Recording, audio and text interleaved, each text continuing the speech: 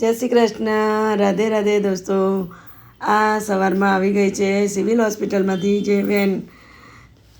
તો આજે વિષ્ણુ સેવા ટ્રસ્ટમાં ટ્રસ્ટ તરફથી આપણે ડેન્ટલનો કેમ્પ રાખવામાં આવેલો છે મારી સોસાયટીમાં જ, સમતા સોસાયટીમાં. એમનો મને સિવિલ હોસ્પિટલમાંથી 5 તારીખે મને કોલ આવ્યો હતો કે પુષ્પા મેડમજી, તમારા ત્યાં તમારા વિષ્ણુ સેવા ટ્રસ્ટમાં આપણે ડેન્ટલનો કેમ્પ રાખવામાં માંગીએ છીએ. તો મેં કીધું ઓકે, પણ મારી જોડે 5 તારીખે ટાઈમ નહોતો.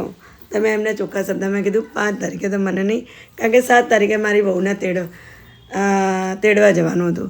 એટલે મેં એમને કીધું કે સોરી, હું માફી માગું છું, 5 તારીખે મારી જોડે ટાઈમ બિલકુલ નથી. તો કે ઓકે, તો તમને જ્યારે ટાઈમ હોય ત્યારે તો તમે કહો. તો મેં કહ્યું આપણે 15 તારીખે રાખીએ. તો એમને કીધું સારું, 15 તારીખે. તો આજે 15 તારીખે આવી ગઈ, પણ 15 તારીખે મારી જોડે બિલકુલ ટાઈમ નહોતો. 2 દિવસથી પપ્પાને હોસ્પિટલમાં અહીં પંચિલમાં દાખલ કર્યા છે. તો ત્યાં દોડાવો છે. રાત્રે હું 11:30-12 વાગે ઘરે આવી હતી, ઘરે મૂકીને. અને ઘણા બધા કામ હોય છે જીવનના, જો જરૂર તો અત્યારે ઘરમાં બી સવારમાં મારું બધું કામ બાકી હતું. રાત્રે હું સૂતી બી નથી, મોડું સૂતી હતી. પણ છતાં એમને સવારમાં 9 વાગ્યામાં આવી ગયા.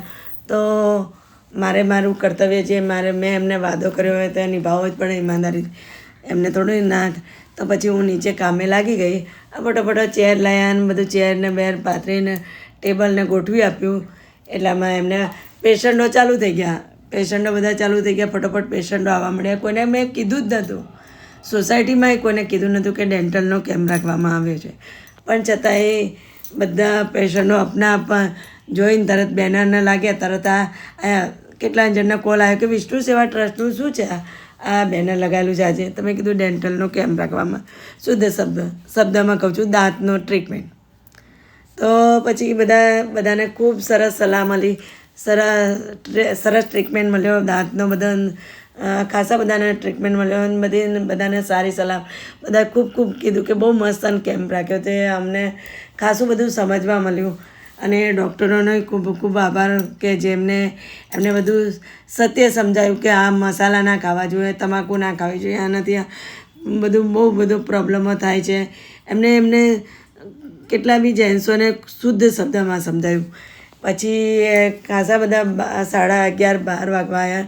પછી મેં કીધું ક્યારના સવારના આવ્યા છે, પણ મેં એમને કોફીનો ચાનો ભાવ પૂછ્યો હતો, પણ પેશન્ટો ચાલુ હતા. તો એમને કે હમણાં. પછી મેં કીધું હવે ચલો હું ઉપર જઈને જીદ કરીને મેં વહુને કીધું કોફી બનાવો, બેબીને ને વહુને. તો એમને કોફી બનાવીને તૈયાર કરી. તો હું ઉપર જઈને કોફી લઈ આવી. કોફી લઈને આવી, અહીંયા ઊભી છું, સાઈડમાં ઊભી છું. મેં થોડું પેશન્ટો થોડી ભીડ ઓછી થાય એટલે હું આપું. તો હું ત્યાં સીડીમાં જ લઈને ઊભી છું. મેં કીધું એકદમ ખાલી થાય તો ફ્રી થઈને એમને આરામથી પી શકે. તો ખાલી થયું એટલે હું નીચે આવવા માંડી. એટલામાં પાછા પેશન્ટો ચાલુ થઈ ગયા, પેશન્ટો આવી ગયા. એટલે તો હું સાઈડમાં ઊભી છું કોફી લઈને. એ બ્લુ કલરના કપ દેખાય છે. મેં કીધું મેડમ હવે તો થોડી કોફી પી લો, એ તો આયા જ કરશે. હવે ખબર પડી ગઈ છે એટલે પેશન્ટો આયા જ કરશે, તમે કોફી પી લો. તો પછી પીધી. પછી હું પેલા જે એમની વેન લઈને આવ્યા છે, વેનવાળાને કોફી પીડાવી. પછી ફોટોશૂટ કર્યા, કોફી પીધી. એમને બધાએ ખૂબ અમે બધાની સાથે વાતો કરી, એન્જોય કર્યું. અને પછી ફોટોશૂટ કર્યા. આજે બધાની સાથે ફોટોશૂટ કર્યા કે યાદ કરીને પછી એમને વિદાય કરી. હવે એમને ખૂબ આભાર માન્યો કે આપ આયા, એમના બદલે તમારો ખૂબ આભાર. અને એમને બી મારો ખૂબ આભાર માન્યો. આવી રીતે. અને આ જે વિષ્ણુ સેવામાં ટ્રસ્ટમાં ખૂબ સરસ કેમ્પનું આયોજન કર્યું મેં ડેન્ટલનું, જે મને ખૂબ આનંદ થયો.